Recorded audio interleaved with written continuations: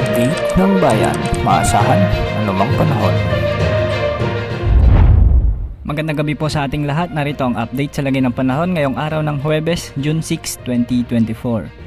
Habagat pa rin ang umiiral sa kanlurang bahagi ng ating bansa kaya asahan ang maulap na panahon na may mga kalat-kalat na pag-ulan sa maraming lugar ngayon. Localized thunderstorms naman ang magdadala ng mga pag-ulan sa natitirang bahagi ng ating bansa. Makikita naman sa ating satellite animations na may mga makakapal na kaulapan ngayon sa maraming lugar sa bansa at ito ay dahil sa pinagsamang epekto ng habagat at localized thunderstorms. Malinis naman ang kalangitan sa loob at paligid ng ating Philippine Area of Responsibility kaya wala tayong inaasahan na bagyo o low pressure area na posibleng pumasok o makaapekto sa ating bansa hanggang sa weekend.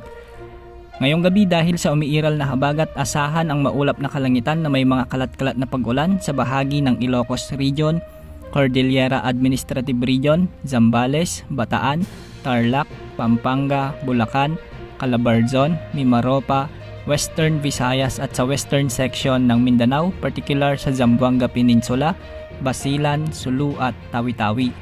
Ang mga nasabing lugar na ito ay posibleng makaranas ng mahihina hanggang sa minsan ay mga malalakas na pag-ulan at may posibilidad din ng mga biglaang pagbaha at landslides. Pinakaapektado ngayon ng mga pag-ulan dahil sa habagat ang lalawigan ng Palawan. Kaya sa mga kababayan natin dyan sa Palawan, mag-ingat po sa mga biglaang pagbaha at landslides. Makararanas naman na maulap hanggang sa may mga pag-ulan ang malaking bahagi ng Metro Manila ngayong gabi at posible ang malalakas na buhos ng ulan kaya ugaliing magdala ng payong o kapote bilang panangga sa ulan kung sakaling lalabas pa ng ating mga tahanan. Posible rin ang mga pag-ulan ngayon sa Camarines Provinces, Quezon at Bicol Region dahil naman sa mga localized thunderstorms.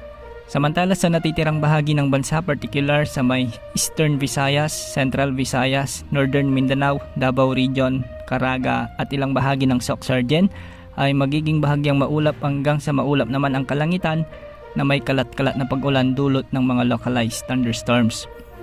Ngayong araw hanggang sa weekend, wala namang inaasahan na anumang posibleng sama ng panahon gaya ng low pressure area o bagyo na posibleng pumasok sa ating area of responsibility. Nagbabanta naman ang mga pagbaha at pagguho ng lupa sa maraming lugar dahil sa muling pag-iral ng habagat sa bansa at asahan na maraming lugar muli ang makararanas ng mga diretsyong pag-ulan lalo na sa kanlurang bahagi ng ating kapuluan. Maging handa po tayo dahil minsan ay may mga malalakas na buhos ng ulan na siyang magdudulot ng mga pagbaha lalo na sa mga bahaing lugar o mabababang lugar sa ating bansa.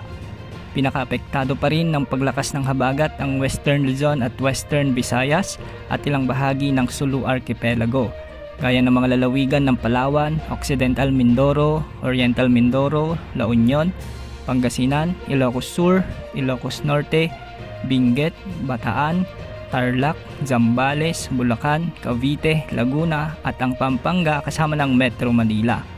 Maapektuhan din ang Aklan, Antique, Negros Occidental at Zamboanga Peninsula sa Mindanao.